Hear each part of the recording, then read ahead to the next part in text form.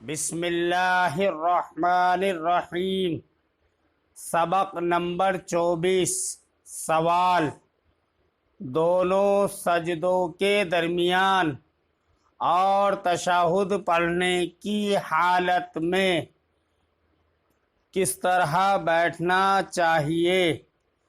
جواب: داہنا پاؤں کھڑا رکھو اور اس کی انگلیاں قبلے کی طرف رہیں اور بایاں پاؤں بچھا کر اس پر بیٹھ جاؤ۔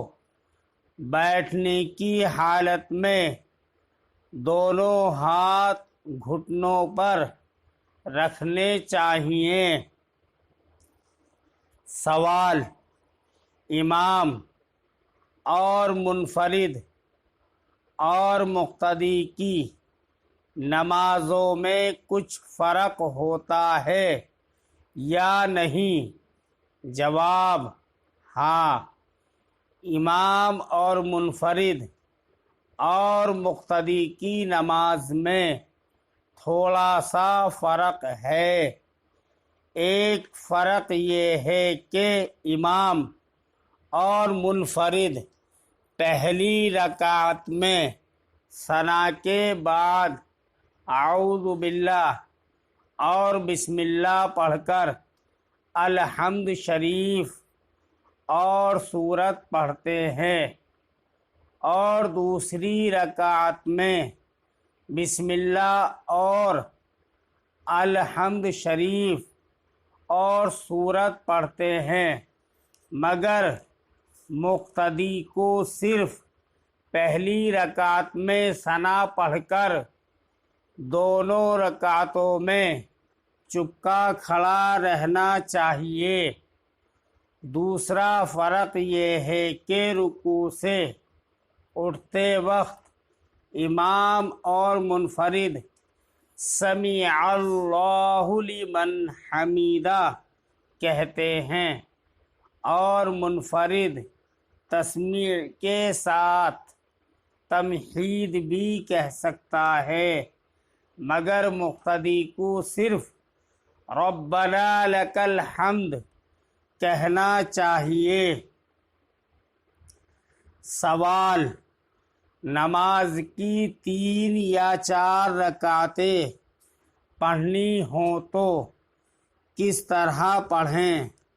جواب: 2 رکعتیں تو اسی قاعدے سے پڑھی جائیں جو اوپر بیان ہوا، مگر قاعدہ میں التحیات اور تشہد کے بعد درود شریف نہ پڑھیں، بلکہ اللہ اکبر کہہ کر کھڑے ہو جائیں۔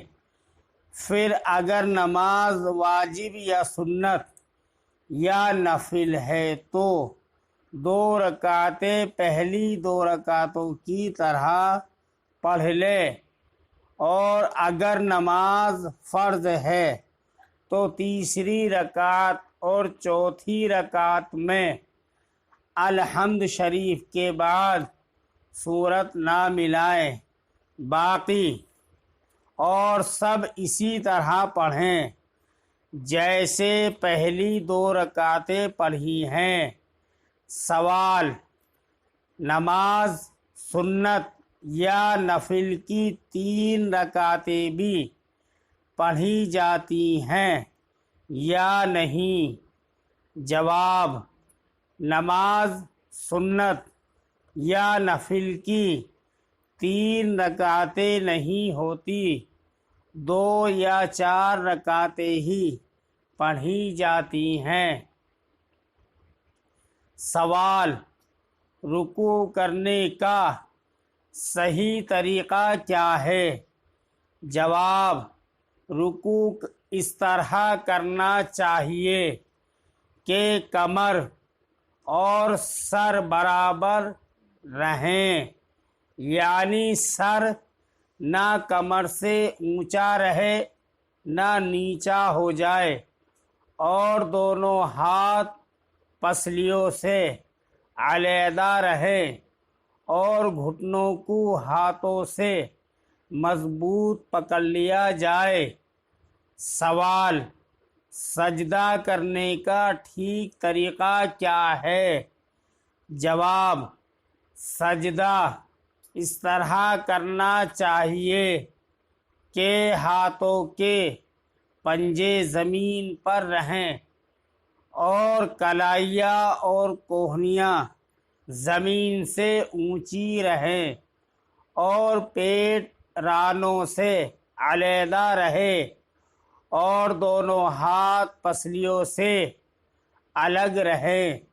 سوال: نماز کے بعد انگلیوں پر شمار کر کے کیا پڑھتے ہیں؟ جواب: سبحان اللہ 33 بار، الحمدللہ 33 بار، اللہ اکبر 34 بار پڑھنا چاہیے۔ اس کا بہت بڑا ثواب ہے۔